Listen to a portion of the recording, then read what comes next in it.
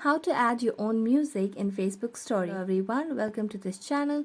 I'm Emily and I'm here to help you out today. So without any delay, let's get started.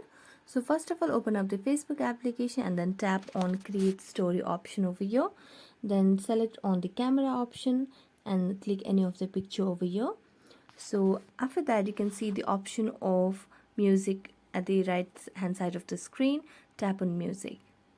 Now here you can see all the recommendations that has been provided by the Facebook application itself, and I don't see any options of adding my own music in Facebook story.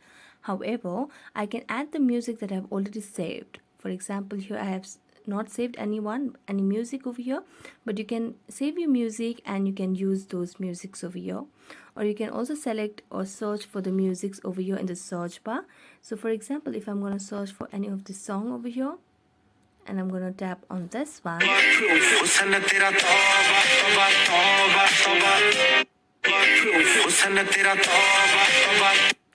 So that's how you'll be able to add your own music in Facebook story.